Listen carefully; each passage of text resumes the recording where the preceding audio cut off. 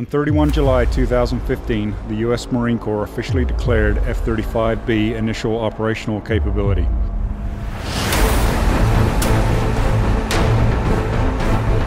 This milestone validated the hard work being done by the massive individuals tied to the program. Well, it's a big year for the Marine Corps. We declared IOC, which means Initial Operating Capability. It means that the F-35B, Marine Corps Air Station Yuma, is now deployable worldwide for combat operations. If you really think back to the F-35 inception back in the 90s, and the forethought that people had at that time, they were coming up with the concepts and then developing the technologies. Over the last 8 or 9 years, we've actually perfected in flight test. There was a lot of work, blood, sweat, and tears that went into that. At Edwards, we've done weapon delivery accuracy assessments. Those have translated into fleet flight clearances to drop weapons, and that was a cornerstone to IOC.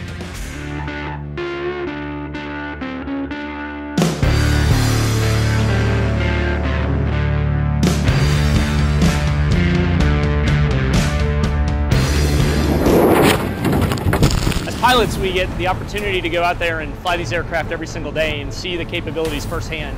But what's important for everyone to understand is that it's really the entire team here at the Edwards ITF that allows us to do so. It's not just the engineers that prepare the test cards, write the test plans, it's in the control room, but it's the entire host of folks that are here that really make the F-35 possible and make the ability of us to do the testing that eventually translates into a fleet clearance and a fleet capability.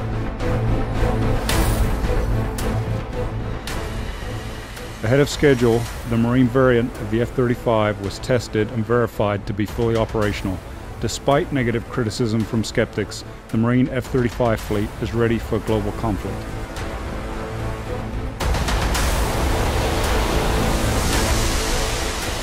As a centerpiece among 9 different countries, the F-35 has evolved into an ambassador within the flight test community.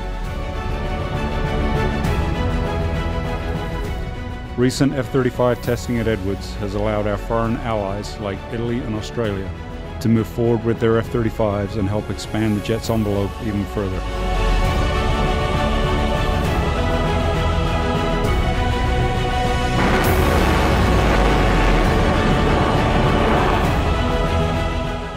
In the summer and fall of 2015, the F-35 Integrated Test Force here at Edwards, working with the 418th Flight Test Squadron, also here at Edwards, worked with 2 different foreign countries to qualify their aerial refueling tankers for operations with the F-35. This was a challenging flight test program. Working both with a sister squadron here on base and foreign countries took time, effort on all parties' parts to fuse together into one test team that executed smoothly, efficiently, effectively, that we learned how each other operated, we learned the standards, we learned how to communicate with one another. In July, August, and September, we worked with Italy to qualify their KC-767 with the F-35A. Back 1, stabilize elevation, back 1, back 1, back 2, back 2, back disconnect, stabilize. Are you ready? Ready. Forward 1, forward 1, down 1. September and October, we worked with Australia to qualify their KC-30A with the F-35A. Good contact.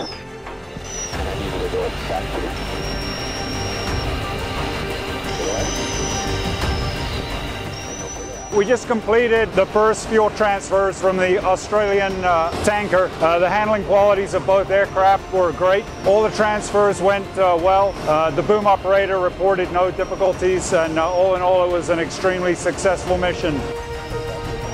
In both cases, we were able to clear a full air refueling envelope from low altitude to high altitude across a broad range of airspeeds, which will give operational forces the opportunity and the envelope to refuel where they need to. We'll now provide a worldwide capability to refuel the F-35 from the South Pacific with the Australian tanker to Europe with the Italian tanker, and anywhere in the world those respective countries choose to deploy along with F-35s. AF2 conducted the largest mod in 2015 outside of the main factory. The project brought together a vast group of professionals among the F-35 program.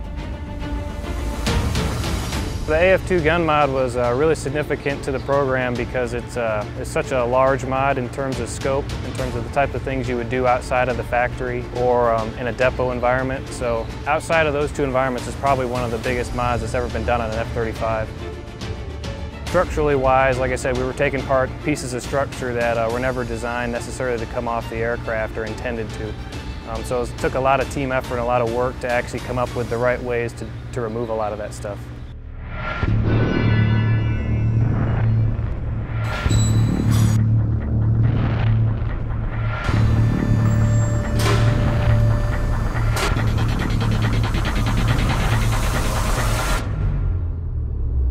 So yeah, one of the reasons why it was such a big deal for the program though is it brings AF2 up to the production configuration that allows it to actually shoot the CTOL gun. So there was a lot of things that were discovered early on that needed to be adjusted or updated to allow for that capability. So an AF2 being one of the first aircraft, it needed to be brought up to a later configuration. 2015 was a great year for F-35 testing here in the ITF. At the forefront of a lot of that testing was the weapons integration team. A lot of hard work was done this year, all the way from test design through engineering down to putting the weapons on the aircraft. Another key component that we completed this year was F-35 gun integration testing. The GAL-22 Alpha is a 4-barrel 25mm Gatling gun system. It carries a total of 181 rounds and fires at a nominal rate of 3,000 shots per minute.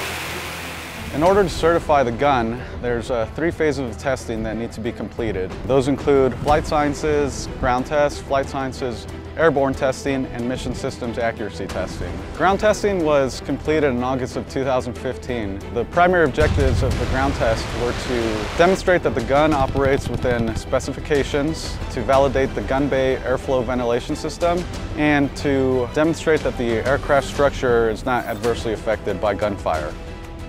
Airborne gun testing, we're going to start at the heart of the envelope. As we progress, we'll add dynamic maneuvering, loaded maneuvering, and additionally we'll be increasing our burst length, all in a build-up fashion. We were able to put over 800 rounds out of that system, and we verified that it is ready for airborne firing.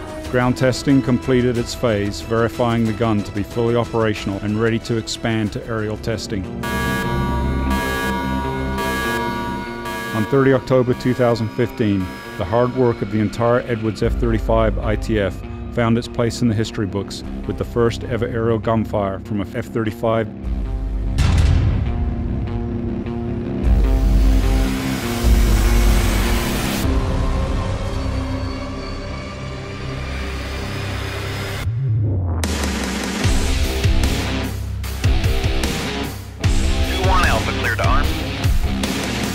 Sector 200 armed.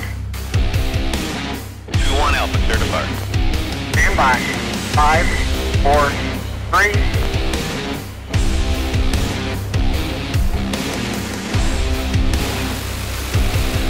Jesse James. Copy that. The 25mm gun integration gives the Air Force confidence to declare the F-35A combat capable in 2016. During this year, the F-35 completed all testing of 3i software to support Air Force IOC in 2016. A series of multi-ship missions were conducted. During testing, the F-35 proved its ability to successfully conduct U.S. Air Force missions. And 2015 on the mission system side was a year of milestone after milestone. First we saw the Marines declare IOC with the 2B software that we tested here in the ITF. We then progressed on to the testing of the 3I software, scheduled for Air Force IOC next summer. For that software in particular, we did multiple weapons events, we did multiple warships, and those missions really brought together the entire ITF team.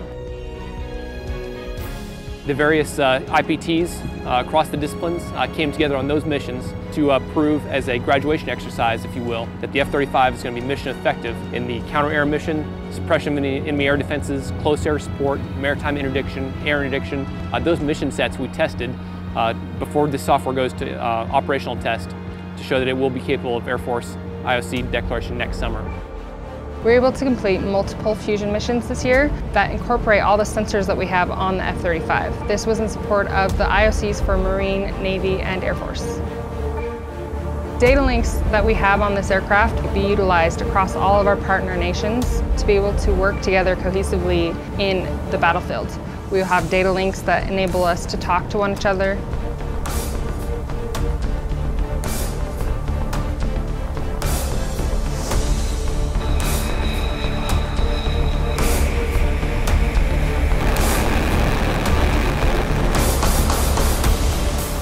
Missile shot that we did this year at Wismar allowed us to take data from our wingman and our own ship to get a more accurate picture of where the target was to employ our weapons against, completing all of the WDAs necessary for the Air Force IOC.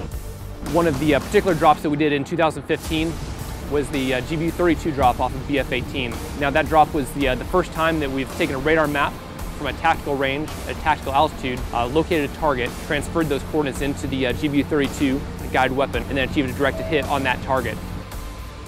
Now incorporated with the F-35 platform, that gives us the ability to evade detection, take the aircraft into a tactical range, locate targets, and employ without potentially ever being seen by the enemy. Unique capability to the F-35. The team rose to the challenge and prevailed, conducting all test operations with professionalism and excellence. This testing ensured the F-35 is capable of deadly accurate precision weapon delivery. Test for 16 laser.